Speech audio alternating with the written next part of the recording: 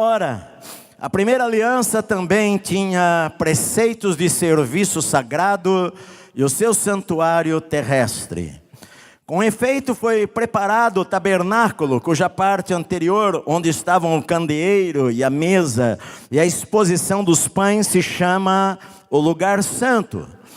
Por trás do segundo véu se encontrava o tabernáculo, que se chama o Santo dos Santos, ao qual pertencia um altar de ouro para o incenso e a arca da aliança totalmente coberta de ouro, na qual estava uma urna de ouro contendo o maná, o bordão de Arão que floresceu e as tábuas da aliança. E sobre ela os querubins de glória, que com a sua sombra cobriam o propiciatório. Destas coisas, todavia, não falaremos agora pormenorizadamente. Ora, depois de tudo isto assim preparado, continuamente entram no primeiro tabernáculo sacerdotes para realizar os serviços sagrados. Mas no segundo, o sumo sacerdote, ele sozinho, uma vez por ano, não sem sangue, que oferece por si e pelos pecados de ignorância do povo, querendo com isso dar a entender o Espírito Santo que ainda o caminho do santo lugar não se manifestou enquanto o primeiro tabernáculo continua erguido. É isto uma parábola para a época presente. Segundo esta, se oferecem tanto dons como sacrifícios, embora estes, no tocante à consciência, sejam ineficazes para aperfeiçoar aquele que presta culto, os quais não passam de ordenanças da carne, baseados somente em comidas e bebidas, e diversas abluções impostas até o tempo oportuno de reforma. Quando, porém, veio Cristo como sumo sacerdote dos bens já realizados, mediante o maior e mais perfeito tabernáculo, não feito por mãos, quer dizer, não desta criação, não por meio de sangue de bodes e de bezerros, mas pelo seu próprio sangue, entrou no Santo dos Santos uma vez por todas, tendo obtido eterna redenção. Portanto, se o sangue de bodes e de touros e a cinza de uma novilha, aspergidos sobre os contaminados, os santificam quanto a purificação da carne, muito mais o sangue de Cristo, que pelo Espírito eterno a si mesmo se ofereceu sem mácula a Deus, purificará a nossa consciência de obras mortas para servirmos ao Deus vivo. Por isso mesmo ele é o mediador da nova aliança, a fim de que, intervindo a morte para a remissão das transgressões que havia sobre a primeira aliança, recebam a promessa da eterna herança aqueles que têm sido chamados. Porque onde há testamento, é necessário que intervenha a morte do testador, pois um testamento só é confirmado no caso de mortos, visto que de maneira nenhuma tem força de lei enquanto vive o testador. Pelo que nem a primeira aliança foi sancionada sem sangue, porque havendo Moisés proclamado todos os mandamentos segundo a lei a todo o povo, tomou o sangue dos bezerros e dos bodes com água e lã tinta de escarlate e sopo, e aspargiu não só o próprio livro, como também sobre todo o povo, dizendo: este é o sangue da nova aliança, a qual Deus prescreveu para vós outros. Igualmente também aspergiu com sangue o tabernáculo e todos os utensílios do serviço sagrado. Com efeito, quase todas as coisas segundo a lei se purificam com sangue, e sem derramamento de sangue não há perdão, não há remissão. Era necessário, portanto, que as figuras das coisas que se acham no céu se purificassem com tais sacrifícios, mas as próprias coisas celestiais com sacrifícios a eles superiores. Porque Cristo não entrou em santuário feito por mãos, figura do verdadeiro, porém no mesmo céu, para comparecer agora por nós diante de Deus, nem ainda para se oferecer a si mesmo. Muitas vezes, como sumo sacerdote, cada ano entra no Santo dos Santos com sangue alheio. Ora, neste caso seria necessário que ele tivesse sofrido muitas vezes desde a fundação do mundo. Agora, porém, ao se cumprirem os tempos, se manifestou uma vez por todas para aniquilar pelo sacrifício de si mesmo o pecado. E assim como aos homens está ordenado morrerem uma só vez, vindo depois disto o juízo, assim também, tendo se oferecido uma vez para sempre para tirar os pecados de muitos, aparecerá segunda vez sem pecado aos que o aguardam para a salvação. Amém. Vamos aplaudir ao Senhor pela palavra de Deus, meu amado. Na verdade, o ensino que o autor de Hebreus está querendo dar é que para você experimentar coisas novas na sua vida, você precisa deixar as coisas velhas para trás. Para você experimentar o novo de Deus em sua vida, você precisa aprender a deixar as coisas velhas na velhice. Deixar as coisas velhas, aquilo que o apóstolo Paulo falou, esquecendo-me das coisas que para trás ficam e avançando para as que estão diante de mim, eu prossigo para o alvo. Muitas vezes em nossa vida nós precisamos fazer um balanço, uma reflexão daquilo que às vezes está nos atrapalhando, que é velho, que é antigo, e nós precisamos deixar as coisas velhas para tomar posse das coisas novas. Isso de vez em quando precisamos fazer em nossa vida. A gente às vezes precisa fazer isso em nosso guarda-roupa lá, em nossa casa. De vez em quando você precisa tirar as coisas que ficarão velhas, as tralhas. Eu não sou muito bom nisso daí não, porque às vezes eu vejo uma foto minha aí antiga de 10 anos atrás, e de repente eu olho que eu estava com aquela camisa semana passada no culto da igreja, e a pessoa postou uma foto antiga, e lá estou eu, porque ela não envelhece nunca, fica lá, dura 30 anos, mas de vez em quando a gente precisa limpar o nosso guarda-roupa e mudar. Eu tenho algumas coisas, algumas calças minhas lá, às vezes a minha esposa, os meus filhos têm que falar para mim: pai, mudou o tempo, né? Você vê que o pastor às vezes vem pregar até de calça rasgada aqui, mudou o tempo. Porque eu tenho algumas calças lá, quando a gente há 20 anos atrás, ou há 30 anos atrás, a gente pega algumas fotos aí, e todo mundo usava a calça acima do umbigo, estava quase no peito a calça da pessoa, e era a moda. A gente usava aquela boca de sino, você nem sabe o que é esse negócio aí, é uma boca de sino cobrindo o sapato. Eu tenho algumas delas guardadas lá, porque a moda vai e vem, então já estou preparado para a próxima coleção que vai chegar daqui a algum tempo. Está lá guardada. Mas a gente às vezes precisa tirar o velho e colocar o novo. Não que o velho tenha sido ruim, não. O velho na época era legal, a gente gostava dele. É a mesma coisa que ele está dizendo aqui: olha, a velha aliança, ela não foi ruim não, ela era muito boa, Deus que estabeleceu. Ele diz aqui: olha, a primeira aliança também tinha preceitos de serviço sagrado.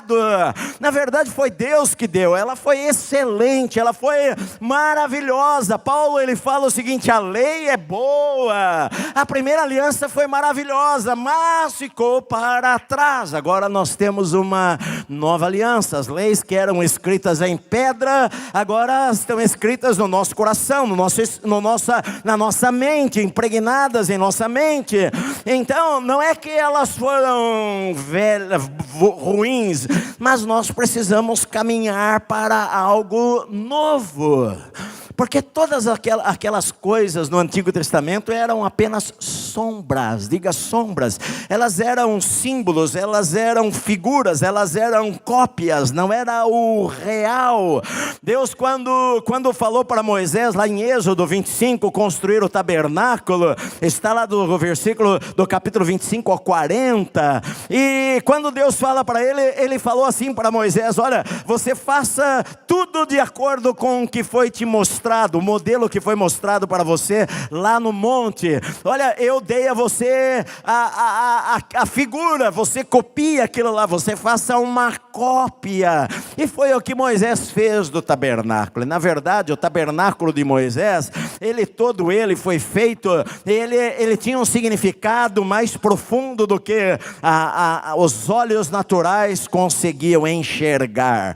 Cada peça lá no tabernáculo foi colocado com um propósito, cada coisa que acontecia tinha um propósito, e tudo apontava para Jesus. A intenção de Deus era mostrar um retrato da obra de Jesus, e que eles conseguissem enxergar além da letra, conseguissem enxergar além dos rituais.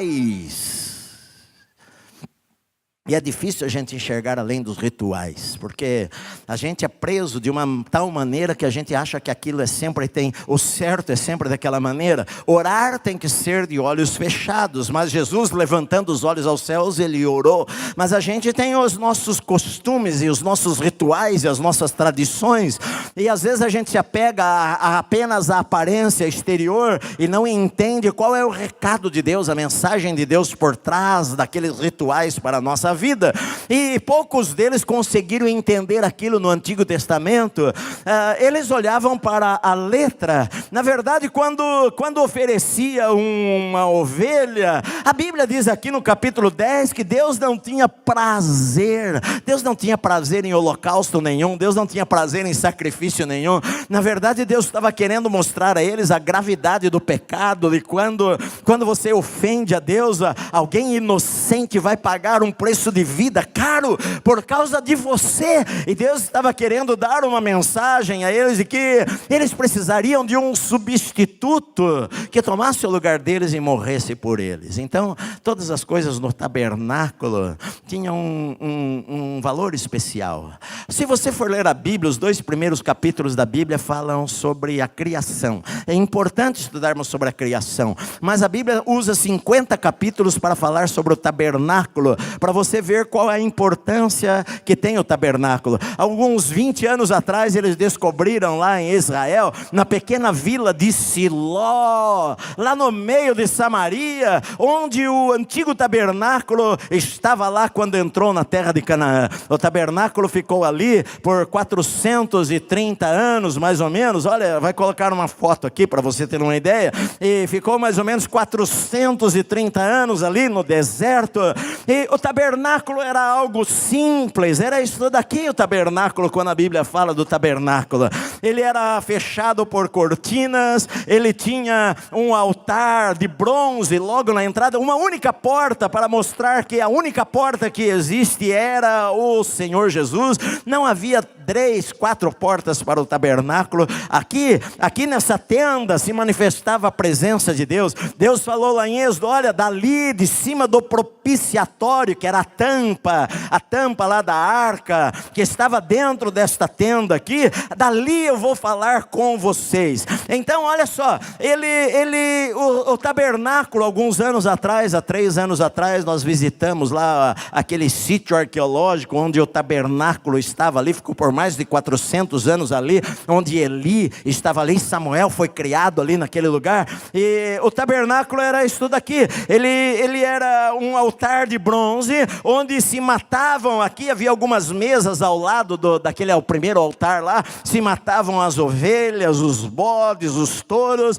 e o sangue era derramado neste primeiro altar. Então logo atrás tinha uma pia, onde os sacerdotes, eles desciam, saíam do altar, eles lavavam as suas mãos e os seus pés, para poderem entrar dentro daquela tenda que está lá. Pode mudar, entrar dentro daquela tenda. Olha só, o tabernáculo era assim, uma porta de entrada, e ao lado esquerdo, direito, à frente, atrás, havia o acampamento de Israel. Todos eles, milhares de tendas. Você pode imaginar 3 milhões de pessoas, e em volta, o tabernáculo ficava no meio, que significava que Deus precisava ocupar o centro da vida da nação. Então todas as tendas ficavam em volta, e os sacerdotes entravam neste pátio, mas ali dentro daquela tenda, só os sacerdotes entravam. Aquela tenda tinha 2 partes. A primeira parte era o chamado santo lugar.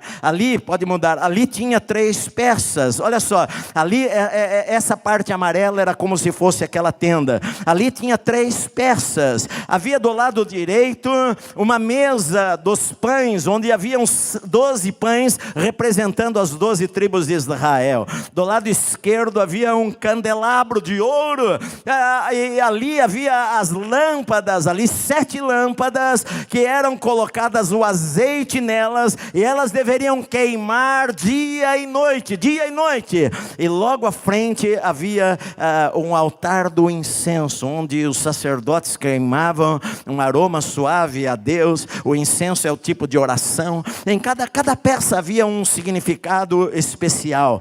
Ali, nessa primeira parte, os sacerdotes todos poderiam entrar, mas na parte de dentro só o sumo sacerdote entrava aqui nesta outra parte uma vez por ano para oferecer o sacrifício em favor de todo o povo. Então é isto, nos primeiros capítulos, nos primeiros versículos aqui diz, olha, com efeito foi preparado o tabernáculo, cuja parte anterior, onde estava o candeleiro, o castiçal, a mesa, a exposição dos pães, se chama o santo lugar. Ele não menciona aqui, ele não menciona o altar de incenso ali dentro, porque para eles isto era algo que todos sabiam. Ele pula peças aqui, mas era algo que todos conheciam. A mesa dos pães era assim, não era uma mesinha com pães em cima, era 6 caixas de um lado, 6 do outro, um pão em cada caixa.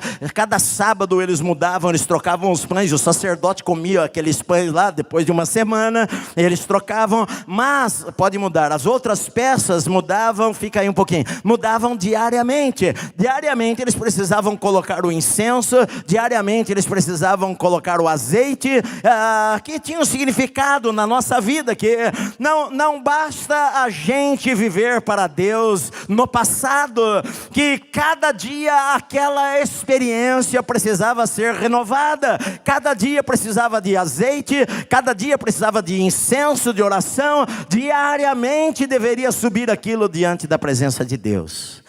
Agora ele fala, no lugar santo havia uma única peça. Na verdade, no lugar santo havia uma arca, e dentro da arca havia lá um pote com o maná, havia a vara de Arão que florescera, e havia as 2 tábuas da lei de Moisés que ficavam lá dentro. Essa tampa, havia 2 querubins com as suas asas todas de ouro, feita voltada um para o outro, e essa tampa chamava-se propiciatório, e Deus falou, e dali daquele lugar eu vou falar com vocês. Pode mudar. Então olha só, ali era o lugar onde Deus falava, lá dentro daquela tenda. Pode passar, querida. Lá dentro, e pode mudar. Tem outros que estão lá para baixo lá. Então olha só, ali só o sumo sacerdote ele entrava uma vez por ano. Uma vez por ano. Olha só, aqui é um exemplo das cortinas que fechavam aquele lugar. Os sacerdotes normalmente, olha, daqui do lado esquerdo tinha um candelabro, do lado direito tinha a mesa dos pães, e tinha o altar do incenso. Onde está esse sacerdote aí que não colocaram aí? Mas havia uma cortina que fechava aquele lugar lá. Ninguém poderia entrar lá dentro. Somente o sumo sacerdote, depois de um dia que ele acordava pela manhã, ele tomava um banho, ele colocava toda aquela roupa sacerdotal, mas depois ele tirava esta roupa, e só com uma túnica simples, sem nada, uma túnica branca, ele entrava naquele lugar santíssimo, o santo dos santos, onde Deus estava. A simplicidade, Deus queria mostrar que para entrar na sua presença era a coisa mais simples que eles precisavam ter. Não precisava de roupa especial, mas de uma túnica branca, sem nada. Uma vez por ano o sumo sacerdote entrava ali naquele lugar, no santo dos santos, com as suas pernas tremendo de medo de morrer lá dentro. Este véu aqui, ele tinha aproximadamente 18 metros de altura, 12 centímetros de largura em tranças, de maneira que fala que 2 cavalos se puxassem de um lado e do outro, não conseguiriam romper este véu aí. Ele separava. Era a separação entre Deus, a santidade de Deus de um lado, e o homem pecador do outro lado. É isso que ele está dizendo. Você vai ler isso até o versículo 10, você vai ler sobre isso daí.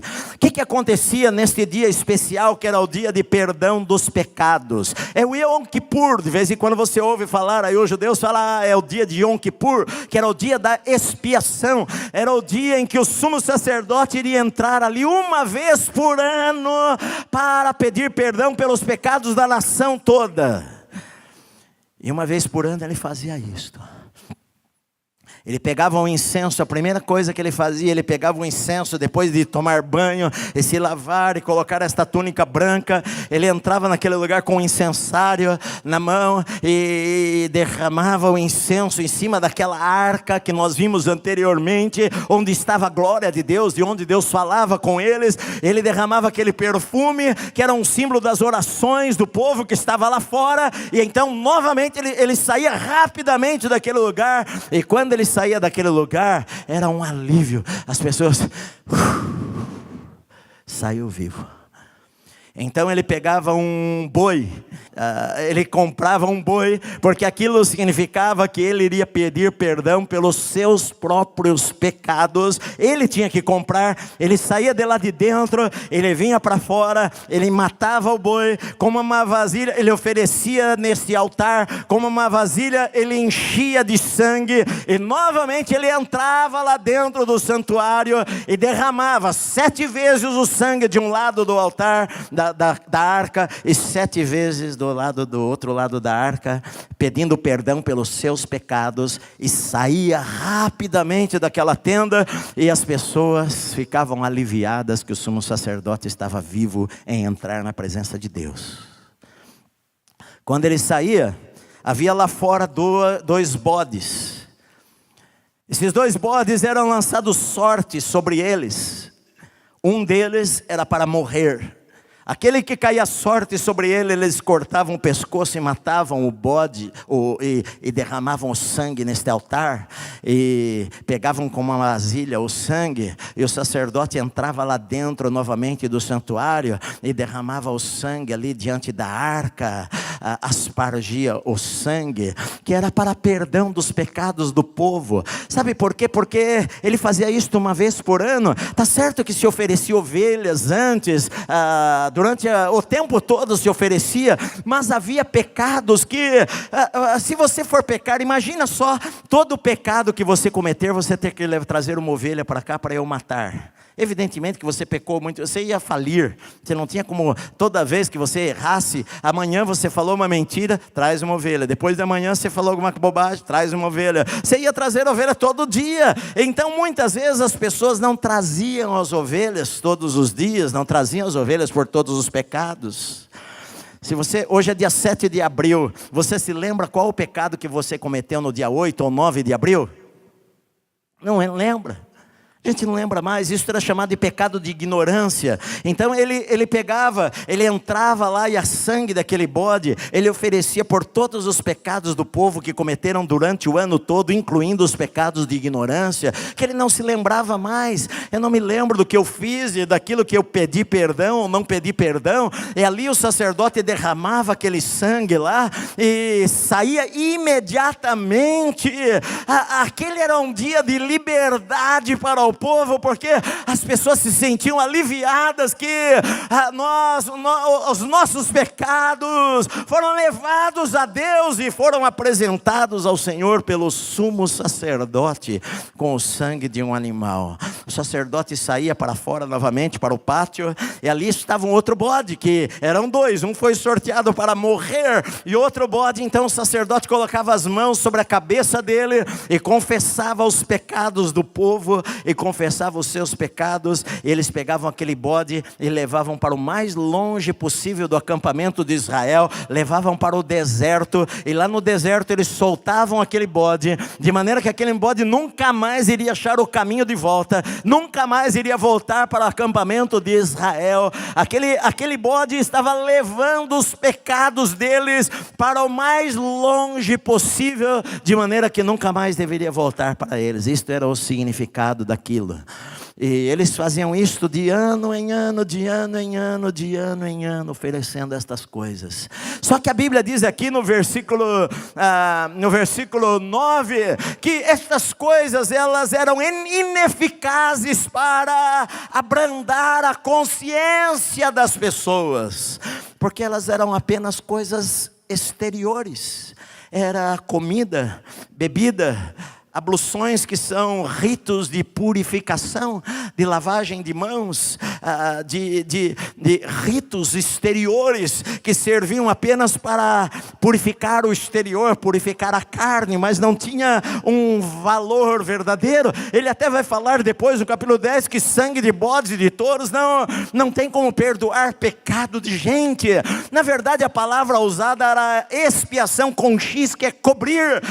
Não era que era perdoado e esquecido, mas ele era coberto, para que a ira de Deus não se manifestasse sobre as pessoas, mas a consciência dela continuava manchada. Ele não tinha como apagar da sua consciência coisas que ele havia feito de errado. A consciência é aquela vozinha que fala conosco, teima em falar quando a gente faz alguma coisa que está errado. Ela fica nos incomodando, ela tira o sono. Eu não deveria ter feito, eu fiz aquilo, não deveria ter feito, eu tomei uma decisão na minha vida, eu não deveria ter tomado. E tudo aquilo que eles faziam, os rituais, não conseguiam abrandar a consciência, porque eles tocavam apenas o exterior e não o interior. E Deus estava querendo, através de tudo isto, dar uma mensagem para aquela pessoa que estava sedenta. Eu quero conhecer a Deus, para que esta pessoa tivesse uma revelação mais profunda do que apenas o que os seus olhos naturais vissem. Você pode pegar uma pessoa que lê a Bíblia de capa a capa e ela não consegue entender o que está escrito por trás daquilo. Às vezes as pessoas elas acabam fazendo tantos rituais na vida que elas acabam vivendo pelos rituais e não percebem as verdades que estão por trás daquelas coisas. Davi foi um dos poucos que entendeu isso daí no Antigo Testamento. Você se lembra quando Davi ele pecou, ele adulterou com Batseba e mandou matar o marido dela, um pecado terrível, 2 pecados terríveis. E ele ficou um ano escondido aquilo só para ele, mas ele diz: naquele ano os meus ossos se secaram. Até que um dia o profeta de Deus foi mandado lá e contou para Davi uma história das ovelhas e falou: Davi, olha, tinha um homem muito rico que ele tinha muitas ovelhas, mas tem um homem tão pobrezinho, ele tinha uma única ovelhinha, aquela ovelhinha dormia com ele, ele abraçava, ele beijava, ele cuidava daquela ovelhinha. E um dia chegou uma visita na casa do homem rico, ele tinha milhares de ovelhas, mas ele, ao invés de pegar uma das suas ovelhas para matar e fazer para o jantar, ele olhou lá para o quintal do vizinho e foi lá e pegou aquela única ovelhinha dele e matou e serviu para os seus convidados. Davi, ao ouvir aquela palavra, deu um murro na mesa, que esse homem é digno de morte. E o profeta falou para ele: você é o homem, porque o Senhor deu tudo para você. E Urias só tinha esta esposa, era a mulher que ele amava, era a mulher da mocidade dele, e você foi lá e adulterou e mandou matar. Você é o homem. E Davi falou: eu sou realmente o homem. E ele então faz um salmo, Salmo 51, confessando o seu pecado a Deus. E ele entendeu, porque ele fala no Salmo 51, ele fala o seguinte: Senhor, eu sei que o Senhor não tem prazer em holocaustos e sacrifícios. Se eu soubesse, eu ofereceria para o Senhor. Eu sei que não é isso que o Senhor quer. O que importa para o Senhor é um coração quebrantado, um espírito contrito. Certamente o Senhor tem prazer no coração. Ele sabia que aquelas cerimônias aos olhos de Deus não era aquilo mais importante. O mais importante era o que estava acontecendo no seu coração. É por isso que a Bíblia diz que ele era um homem segundo o coração de Deus, porque ele entendia o que estava no coração de Deus. Deus não tem prazer nas ovelhas que morreram.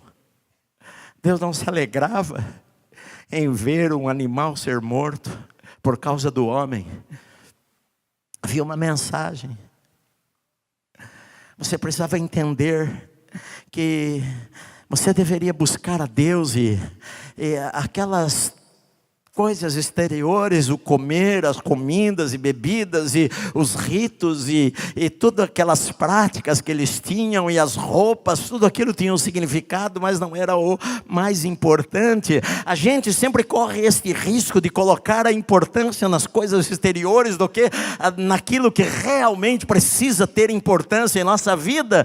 Muitas vezes nós colocamos mais valor na capa do que na sinceridade do coração. A gente pode vir para a igreja e colocar a nossa melhor roupa para entrar na presença de Deus e não valer nada diante do Senhor, porque o Senhor se agrada realmente de uma adoração de coração verdadeiro. Eu já fui muitas vezes para Jerusalém, já fui muitas vezes lá no Muro das Lamentações, que tem gente que pensa que aquele pedaço do muro era do templo. Não era do templo, aquele pedaço de muro era o muro de arrimo do templo, do muro do templo. Mas as pessoas vão ali, fazem orações ali, e eu fui lá já e orei lá, e coloquei a minha mão lá no muro e orei lá, e é emocionante você estar em Israel, é o lugar para mim mais emocionante da terra para ir, mas a oração que eu fiz ali no muro não difere da oração, não é mais poderosa, ou mais santa, ou mais ungida, do que a oração que eu faço no quarto da minha casa, de noite, ou que eu faço na sala da minha casa, às 2, 3 horas da manhã. Aos olhos de Deus é a mesma coisa, porque Deus não está interessado naquilo que está por fora, mas Deus está interessado no que está por dentro, no teu coração, meu amado, teu coração. A mensagem que Deus queria dar, ele diz no versículo 8, querendo com isso dar a entender o Espírito Santo, que ainda o caminho do santo lugar não estava aberto. Não estava aberto. Quando você vê aquele véu lá, aquele véu todo trançado, e o sacerdote não podia entrar lá dentro, significava o seguinte: Deus está aqui, e você está do lado de fora. Por isso que a Bíblia diz que quando Jesus gritou na cruz: Tetelestai, está consumado, o véu que separava já não separa mais, o véu foi rasgado de alto a baixo. Este véu que os cavalos poderiam puxar e não conseguiriam arrebentar, 12 centímetros de tranças, tecidos trançados, ele se rompeu e rasgou de alto a baixo. Não foi o homem que foi lá embaixo, 18 metros de altura, se rasgou. Deus estava dizendo que agora o caminho estava aberto e você poderia entrar no Santo dos Santos, na presença dele, a hora que você quisesse, e seria bem-vindo ali naquele lugar, meu amado. Por isso que nós cantamos: o véu que separava já não separa mais, porque não tem mais véu.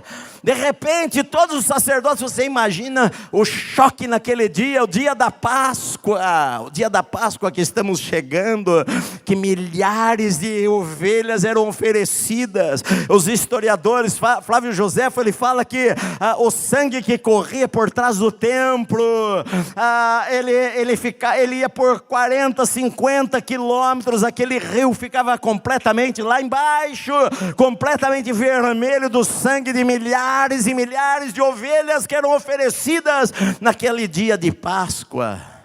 E quando Jesus gritou lá na cruz: está consumado, e o véu se rasgou, você pode imaginar o choque que os sacerdotes que estavam aqui, que nunca tinham visto a arca lá dentro, de repente aquilo se abre, e eles veem aquele lugar que eles nunca haviam visto antes. Talvez o pavor, o medo que eles tiveram naquela hora de eu não sei o que aconteceu, houve um terremoto, e aquele véu se rasgou, e eles viram a arca, eles vão morrer, mas na verdade eles não vão morrer, porque Deus que rompeu a separação que havia entre nós e Deus.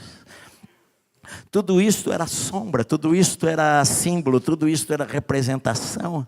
Os sacrifícios, as ofertas de manjares, as comidas e bebidas e as roupas do sacerdote tinham um significado, mas não era o perfeito, era transitório, precisava mudar o guarda-roupa, a gente precisava deixar o velho para conquistar o novo, para viver no novo de Deus, para as nossas vidas. E é o que ele está dizendo aqui: olha, estas coisas eram apenas um símbolo, era uma parábola, mas não traziam paz para a consciência da pessoa. A gente continuava com a nossa consciência pesada, de que eu fiz algo que eu não deveria fazer, de que eu entristeci a Deus. E às vezes eu vivo na velha aliança, porque eu mesmo vivendo hoje, às vezes se eu cometo algum erro, eu vou lá no meu quarto e falo: Senhor, me perdoa. E Deus me perdoa. Mas às vezes a tua consciência não perdoa você, e a tua consciência fica te acusando, e a tua consciência fica falando para você que você não é perdoado por Deus. Ele diz no versículo 11: quando porém veio Cristo como sumo sacerdote dos bens já realizados, mediante o maior e mais perfeito tabernáculo, que é o céu, não feito por mãos, quer dizer, não desta criação, não por meio do sangue de bodes e de bezerros, mas pelo seu precioso sangue, entrou no santo dos santos, uma vez por todas, tendo obtido eterna redenção. Jesus não precisou de duas vezes, uma vez por todas. Ele entrou no Santo dos Santos, mas não foi aqui nesta terra, porque ele não era da tribo de Levi, ele era de uma nova ordem sacerdotal. O Santo dos Santos que ele entrou não foi feito por mãos humanas, era o original, é a presença de Deus lá no céu. E ele, quando chegou diante da presença de Deus, lá estava sujo de sangue, o seu sangue, uma única vez para sempre. E a Bíblia diz que ele conquistou uma eterna redenção. E diz aqui, olha, portanto, se o sangue de bodes e de touros e a cinza de uma novilha aspargidos sobre os contaminados santificam, quanto à purificação da carne, muito mais o sangue de Cristo, que pelo Espírito eterno a si mesmo se ofereceu sem mancha nenhuma a Deus, ele purificará a nossa consciência de obras mortas para servirmos ao Deus vivo. Nós muitas vezes falamos há poder no sangue de Jesus. O sangue de Jesus tem poder, sim. O sangue de Jesus tem poder, sim. A Bíblia não fala que o sangue de Jesus é usado para expulsar demônios. Quando alguém cair endemoniado, a Bíblia diz, em meu nome, Jesus falou, em meu nome expulsarão demônios. Então você expulsa demônios, saia em nome de Jesus. Mas há poder sim no sangue de Jesus, há poder no sangue de Jesus para limpar o maior pecador. Não importa que tipo de pecado você cometeu na sua vida. Você pode ter vivido a sua vida inteira na prostituição. De repente você chega e se ajoelha diante do Senhor e fala, Senhor, me perdoa. E há poder no sangue de Jesus para fazer você a pessoa mais santa da terra. Você pode ter sido o pior pecador, mas a partir do encontro com o Senhor, você pode se tornar no maior santo que há sobre a terra, meu amado. E o sangue de Jesus tem poder para purificar a nossa consciência. Porque eu não recebo perdão baseado, como eu falei a semana passada, na minha bondade, que eu sou bonzinho. Senhor, eu prometo que eu vou ser bonzinho a partir de hoje, Senhor. Olha, a partir de hoje eu vou ser bem legal, bem bonzinho com o Senhor. Mas você às vezes não consegue ser bonzinho. Se fosse por você, se você fosse pagar pela tua salvação, você estava perdido. Se fosse por tua bondade, você estava perdido. O sangue de Jesus satisfez plenamente a Deus. Quando Deus olha para a sua vida, Ele não olha para a sua vida, mas Ele vê você através do sangue de Jesus que foi derramado no seu lugar. Ele diz aqui, e Jesus fez isto uma única vez e uma vez por todas. E Ele comprou para nós a redenção eterna. Eterna. Não sou eu que pago. Um rapaz chegou para um pastor que estava lá no jardim da igreja e falou para ele, pastor, eu queria saber o que eu preciso fazer para ser salvo. O pastor levantou a cabeça e falou para ele, tarde demais. E ele ficou preocupado e ele falou, mas tarde demais porque eu cheguei e o culto já acabou. Ele falou, não, tarde demais porque não tem mais nada que você possa fazer para ser salvo. Porque Jesus já fez tudo. Você só precisa crer naquilo que Ele fez. É a única coisa que você precisa. A única coisa que você precisa fazer é crer. Jesus, quando João Batista ouviu, apontou para ele e falou, eis aí o Cordeiro de Deus que tira o pecado do mundo. Jesus, Ele é o Cordeiro, Ele foi o Cordeiro, hoje Ele é o leão da tribo de Judá. Ele foi o cordeiro que morreu no meu lugar. Isto chama-se em teologia substituição. O que é substituição? É alguém tomar o meu lugar. Assim como a ovelha tomava o lugar do pecador, Jesus foi lá e tomou o meu lugar. Por isso que a Bíblia fala tanto nas cartas de Paulo, em Cristo, em Cristo, em Cristo. Hoje nós estamos assentados em Cristo, em Cristo. Nós somos crucificados com Ele, nós ressuscitamos com Ele. É nele nós vivemos, nos movemos, é nele, é nele, é nele. Tudo é Ele, tudo é para Ele, porque Ele tomou o meu lugar e tomou o seu lugar, meu amado, e o sangue dele foi o preço que Ele pagou para comprar a minha vida e a sua vida, de maneira que não sobrou nada para eu ou você pagar, simplesmente aceitar. Crê no Senhor Jesus Cristo e será salvo tu e a tua casa, a Bíblia diz. O que eu preciso fazer para ser salvo? Crê no Senhor Jesus Cristo. Creia que Jesus morreu por você. Creia que Jesus pagou o preço por você. Creia que Jesus comprou você. A Bíblia diz que nós somos comprados não com prata ou ouro, mas nós somos comprados pelo precioso sangue de Jesus, meu amado. Não é pelas nossas boas obras. Não adianta quando você cometer um erro e você pedir perdão, não adianta você argumentar com o diabo, que o diabo é um falador, e o diabo vai falar um monte de coisas na sua mente. Deus não te perdoou, você é um grande pecador, você errou e vai errar de novo. Você prometeu lá na igreja que não iria errar mais, e eis aí você de novo. Deus perdoa uma, duas vezes, a terceira vez Ele não te perdoa mais. Não dê ouvidos para Ele, porque o sangue de Jesus foi suficiente para Deus, para cobrir todos os nossos pecados, meu amado. Foi suficiente. Por isso que a Bíblia diz em Apocalipse: eles, pois, o venceram pelo sangue do Cordeiro. Eles o venceram pelo sangue. Não é porque você é legal, não é porque você não mata, não rouba, não mente, não engana. Não é por causa disso. Mas pastor, agora que eu sou salvo, então eu posso fazer o que eu quiser, eu posso pecar à vontade. Não, sabe o que acontece, meu amado? Quando você é salvo e Jesus entra no teu coração, você não quer mais pecar. O pecado te incomoda. Você às vezes até peca, mas aquilo te entristece. Não é mais de você. Aliás, a Bíblia nem chama você mais de pecador. A Bíblia chama você a partir de agora de santo, separado. Você é santo. Não, santo a gente pensa que é aquele que tem a argolinha na cabeça. Não, santo é alguém que é separado para o uso de Deus. Quando eu entreguei a minha vida a Cristo, a partir dali eu fui separado para o uso de Deus. O sangue. Agora, ele diz aqui na sequência que havia um testamento, que é necessário que o testador morra para que o testamento tenha validade. É assim que funciona. Se eu faço um testamento, eu sou milionário, eu faço um testamento, a minha casa vai ficar para fulano, meu filho, a minha fazenda vai ficar para o outro, é um testamento. Só que ele só tem validade quando o testador morre. O testador precisava morrer. Ah, pastor, por que Jesus não veio? Por que Ele teve que passar por tudo aquilo? Por que Ele teve que morrer? Porque ali na cruz Ele se fez maldição no meu lugar, no seu lugar. Foi maldito, ferido de Deus. Deus Pai o feriu lá na cruz.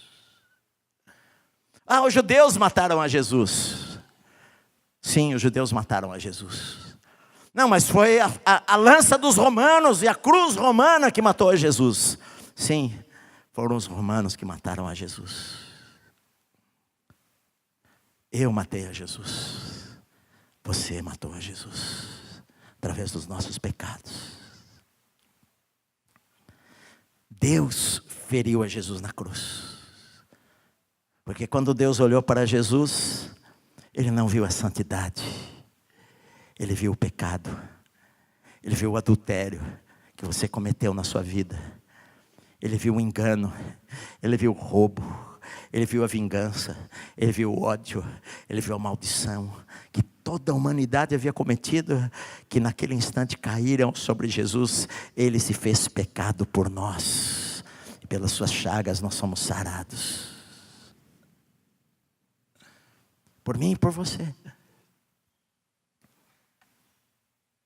Mas na verdade, ninguém matou Jesus. Ele falou: eu tenho poder de dar a minha vida. Jesus só foi para a cruz porque ele voluntariamente deu a vida. Antes da criação do mundo, o Cordeiro foi imolado, a Bíblia diz. Antes que o mundo fosse criado, o plano já estava feito. E Jesus falou para o Pai e para o Espírito Santo: eu vou dar a minha vida, eu vou comprá-los de volta. Porque eles vão errar, eles vão pecar contra nós. Alguém inocente vai ter que pagar. Eu vou lá, eu vou pagar o preço no lugar deles. E foi isso que ele fez. Uma igreja, os irmãos de uma igreja tinham se reunido. E o pastor falou o seguinte: olha, nós pagamos aluguel desse prédio aqui nosso. Mas a dona do prédio, ela fez um testamento. E no testamento ela colocou que quando ela morrer, este prédio vai passar para a igreja. Os irmãos todos bateram palmas. E alguém levantou a mão e perguntou: como é que está a saúde dela? Porque o testamento só tem valor a partir da morte da pessoa. É o que ele está dizendo. Por isso Jesus morreu. Porque quando ele morreu, começou uma nova aliança com superiores promessas. O véu que separava já não separa mais. Hoje a palavra está no meu coração. Hoje eu posso entrar diante do Senhor e falar: Abba Pai, Paizinho do meu coração, da minha vida. Hoje eu posso trancar a porta do meu quarto e falar com Ele. O Shekinah vai estar lá, a presença de Deus vai estar lá. Já não há mais separação nenhuma. Hoje eu falo: Senhor, perdoa os meus pecados. E Ele fala: das tuas iniquidades eu não vou me lembrar mais. Eu vou afastá-las tão longe que você não vai precisar que o bode vá para o deserto, mas eu vou lançá-las na profundeza do mar. E nunca mais vou me lembrar dos teus pecados, das tuas iniquidades. Vão estar apagadas para sempre, meu amado. É isto que Deus fez por mim e por você. Precisamos deixar o velho e viver do novo. Você não pode fazer nada a não ser aceitar.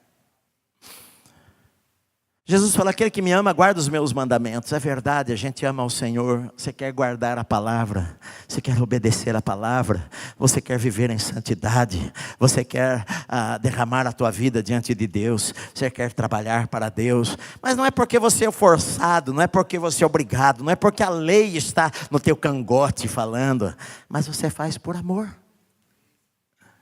Você dá por amor.